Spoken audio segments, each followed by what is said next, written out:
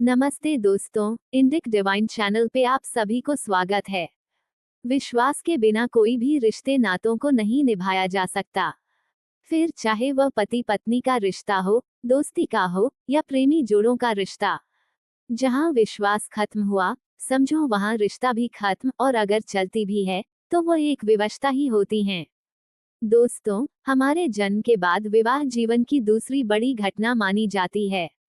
विवाह के बाद जीवन में सब कुछ परिवर्तित हो जाता है।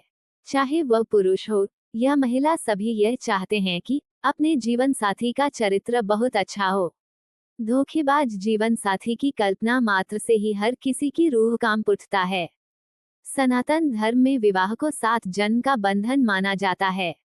परंतु जब आपके जीवन में ऐसा व्यक्ति आ जाता है जिसके अनैतिक संबंध हो, तो वह आपकी पूरी जीवन को बर्बाद कर देता है। और इसकी बेहतर उदाहरण मुस्कान रस्तोगी हैं, जिसने अपनी प्रेमी के साथ मिलकर 4 मार्च को अपनी ही पति की बेरहमी से हत्या कर दिया। सिर्फ हत्या ही नहीं, बल्कि उस गुनाह को कानून से छिपाने के लिए पति को 15 टुकड़ा करके ड्रम में सीमेंट से पैक कर दिया। और जब ये बात पुलिस और मीडिया के माध्यम से देश भर के लोगों को पता चला तो लोगों के मन में दहशत पैदा हो गई। खास तौर पर पुरुष समाज में, चाहे वह विवाहित हो या करने को सोच रहे हो, सभी के मन में एक डर जैसे मानो घर कर लिया। और क्यों ना हो, ऐसा घटना तो वर्तमान काल में अक्सर सुनने को मिल रहा है। इसलिए आजकल हर व्यक्ति शादी के नाम से ही डर जाते हैं, वो चाहे स्त्री हो या पुरुष। कई बार ऐसा देखने को मिलता है कि लोग बहुत ही सोच विचार के विवाह करते हैं, परंतु विवाह के बाद उन्हें पछतावा होता है कि उन्होंने विवाह क्यों किया, क्योंकि उनके साथी के संबंध तो किसी और से है। तो आइए जानते हैं कि ज्योतिष के दृष्टि में कुंडली में कौन कौन सी ऐसा योग है जिसके कारण मिलता है धोखेबाज जीवन साथी। ज्योतिष शास्त्र के अनुसार किसी भी जातक की जन्म कुंडली में मंगल, शुक्र और चंद्र की स्थिति देखकर उसके व्यक्तित्व और चरित्र के बारे में पूर्ण रूप से पता लगाया जा सकता है। मंगल को पाप ग्रह माना जाता है और ये दूसरे ग्रहों के साथ मिलकर अनैतिक संबंध बनवाता है। वहीं शुक्र प्रेम, आकर्षण, यौन संबंधों का कारक ग्रह है। और चंद्र मानसिक स्थिति बदलने की क्षमता रखता है। और ये तीनों मिलकर ही किसी भी व्यक्ति को दुराचार और अनैतिक संबंधों की ओर धकेल सकते हैं। ज्योतिष शास्त्र में जातक की कुंडली में बनने वाले योग काफी महत्वपूर्ण होते हैं, क्योंकि उन्हीं के आधार पर जातक के जीवन की गतिविधियों का अध्ययन किया जाता है। वहीं कुछ योग जातक की कुंडली में शुभ परिणाम देते हैं, जिससे व्यक्ति के जीवन में सुख समृद्धि आती है। लेकिन अशुभ योग जब किसी जातक की कुंडली में बनते हैं तो उस जातक को विपरीत परिणाम प्राप्त होते हैं। साथ ही उसे अपने जीवन के सभी क्षेत्रों में असफलता का सामना करना पड़ता है। इसलिए जातक की कुंडली उसके अतीत से लेकर आने वाले भविष्य की भविष्यवाणी में बहुत महत्वपूर्ण भूमिका निभाती हैं। साथ ही कभी कभी व्यक्ति की कुंडली में कुछ ऐसे योग बनते हैं जिससे जातक चरित्रहीन हो जाता है। ऐसा ही एक योग है व्यभिचारी योग। कुंडली में व्यभिचारी योग काफी हानिकारक और घातक साबित होता है। इस योग के कारण व्यक्ति गलत कार्य में लिप्त हो जाते हैं और परिवार की मर्यादा और यश का सर्वनाश हो जाता है। तो चलिए जानते हैं कि कुंडली में व्यभिचारी योग कैसे बनता है और इसके उपाय क्या है। अगर किसी स्त्री के जन्म कुंडली के सप्तम भाव में चंद्रमा है और वह शनि या राहु के साथ बैठा है या योग बनाने की स्थिति में है, तो वैसी स्त्री अपने जीवन साथी के साथ प्रेम नहीं कायम कर पाती है। उसके प्रेम संबंध दूसरे पुरुष के साथ बना रहता है।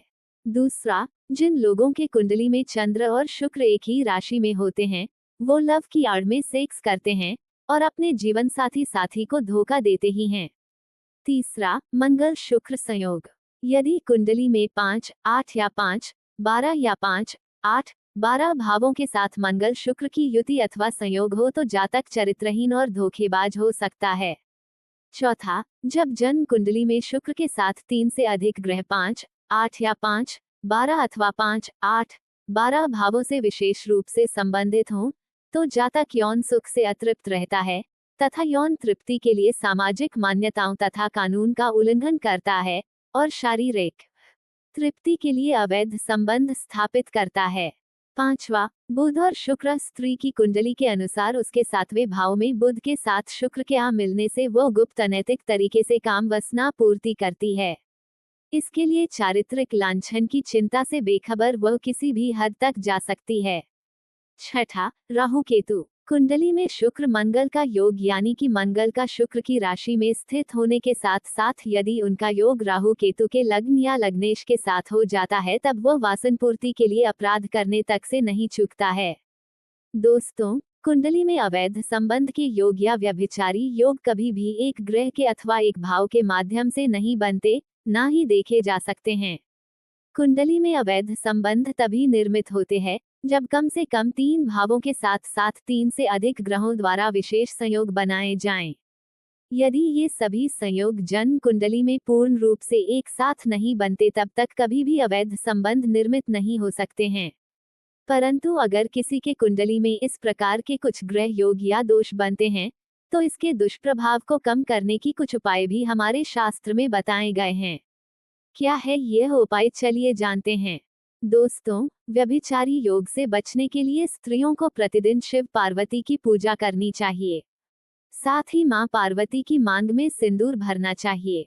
आपको पूरे विधि विधान से हरितालिका तीज का व्रत भी रखना चाहिए। जातक को भगवान शिव को सोमवार को जल भी चढ़ा सकती है और सोमवार का व्रत भी रख सकती है। इससे शुभ परिणाम प्राप्त होंगे। साथ ही आप किसी अनुभवी ज्योतिषी की सलाह से ही रत्न की अंगूठी धारण करनी चाहिए। वहीं इस योग से छुटकारा पाने के लिए आपको बुजुर्गों और अपने माता पिता का दिल नहीं दुखाना चाहिए, बड़ों का अनादर नहीं करना चाहिए और उनकी सेवा भी करनी चाहिए। दोस्तों, भोजन दान करने से भी जातक को शुभ परिणाम प्राप्त होते हैं। इसके अलावा किसी भी प्रकार का दान करने से इस योग के अशुभ परिणामों से बच सकते हैं। इतना ही नहीं, रोजाना हनुमान चालीसा या बजरंग बाण का पाठ करने से भी इस योग से छुटकारा मिलता है। और इसके अलावा रोजाना पीपल के वृक्ष पर हल्दी डालकर चढ़ाना चाहिए। साथ ही पीपल के वृक्ष की 7 बार परिक्रमा करने से भी शुभ परिणाम प्राप्त होते हैं। दोस्तों, आशा करते हैं ये सारी जानकारी आपको अच्छी लगी होगी। वीडियो अगर आपको अच्छी लगी हो तो एक लाइक करके चैनल को सब्सक्राइब कर लीजिए। धन्यवाद।